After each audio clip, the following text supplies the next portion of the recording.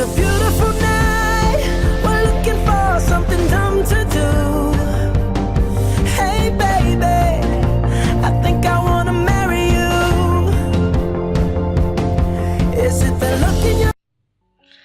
After 6 years, Vera saw him again at coffee shop in the winter. She recognized him immediately, but he didn't remember her because of her appearance. Vera, how strange. Really? For a moment I didn't know you. When you sit down, you have had lunch? When you have some coffee?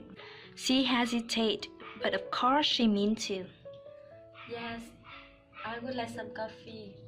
She sat down opposite him. He tapped it on the table to order coffee, but Vera didn't want.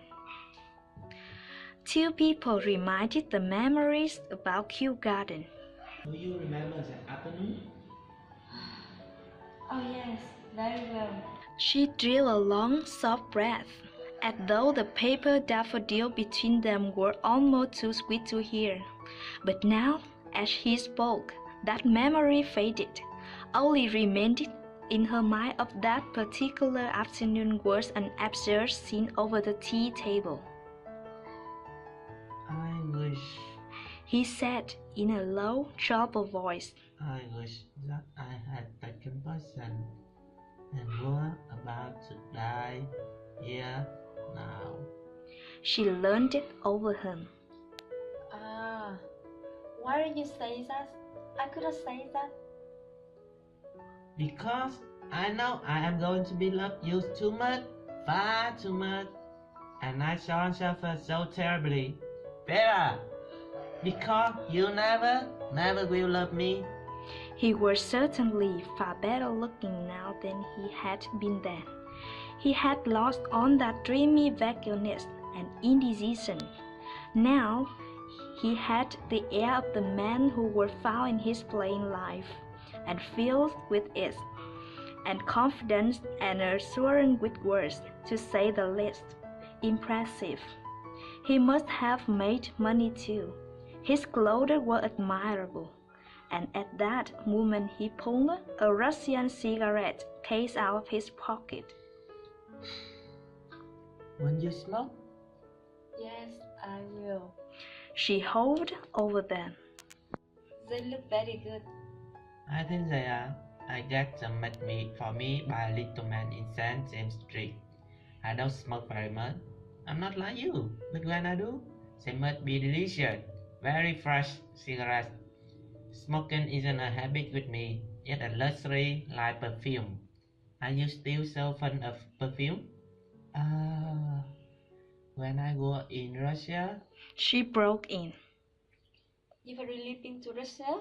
Oh yes, I was there for a year. Have you forgotten how we used to thought of going there? No, I have not forgotten. He started to talk about his travel so much, and she smiled gently. How I envy you. It has been, He said. very wonderful, especially Russia. It was all that we had imagined, and far, far more. I even spent some day on a river on the Volga.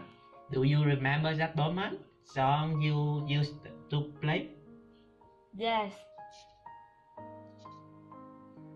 Do you ever play it now? No, I haven't no piano. He was amazed at that. But what had become of your beautiful piano? So, ages ago. But you were so fond of music. He wondered. I have no time for it now. You would like almost everything about Russian life, yet so informal, so impulsive, so free without question. And then the peasants are so splendid. They are such human beings. Yes, that is it. Even the man who drives you carriage has some real part in what is happening. I remember the evening a party of us. Two friends of mine and the wife of one of them went for a picnic by the Black Sea. We took supper and champagne and ate and drank on the drive. And while we were eating, the crocodile came up. Have a deal picker? He said. He wanted to share with us. That seemed to me so right. So, you know what I mean? And she seemed at the moment to be sitting on the grass beside the mysteriously black sea, black as velvet, and rippling against the back of silence. The velvet waves. She saw the carriage draw up to one side of the road, and the little group on the grass, their faces and hands white in the moonlight. She saw the pale-dressed woman outspread and her folded parasol, lying on the grass like a heel-peeled crouched hawk. Apart from them, with his super-ink cloth on his knees, sat the coachman. Have a dill pickle? And although she was not certain that a dill pickle was, she saw the greenest glass jar with a red jelly, like a parrot's break, glimmering through. She shut in her cheeks. The dill pickle was terribly sour. Yes, I know perfectly what you mean. What a marvelous listener you are. When you look at me with your wide eye, I feel that I could tell you things that I would never breast to another human being. Was there just a hint of the mockery in his voice? Before I met you, I had never spoken of myself to anybody. You were the only person to hear my story. But of that evening, she had remembered a little pot of caviar. It had cost 7 and 6 pence. He could not get over it. Think of it, and tiny jar like costing 7 and 6 pence.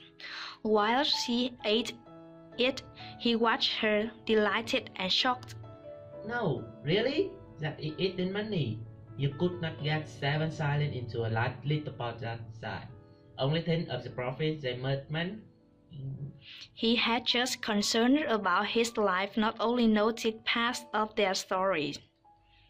Did you remember the dog called Boson? With dog? Had you a dog? I don't remember a dog at all. Was he? Do you know I had forgotten that it seemed such age ago. Vera felt disappointed when he forgot all memories, and he understood reason why Vera wrote letters to broke up it. Then Vera stood up. Yes, after I must go. No, please. Don't go just for a moment. Have I said something to hurt you? Not a bit. He drew her close through his finger, and his eyes made her anger really did die down. And besides, at the moment, she looked more himself for 6 years ago. What I really wanted then was to be a sort of carpet, to make myself into a sort of carpet for you to walk on so that you need not be hurt by a sharp stone, and learn what you hated so. This was nothing more positive than that, nothing more selfish. Only I did decide, eventually, it turned into a magic carpet and carried you away to all the land you long to see. I feel that you were more lonely than anybody else in the world. And yet, perhaps, that you were the only person in the world who were really, truly alive. Born out of your time, faded, and then the fact that you had no friend and never had made friends with people. I understood that, for neither had I. Isn't it the same now? Yes, just the same. I am as alone as ever. So am I, just the same. Then she has gone. He sat there, thunderstruck, astounded beyond words, and he asked the wages for his bill. But the cream had not been touched. He said, Please, don't charge me for it.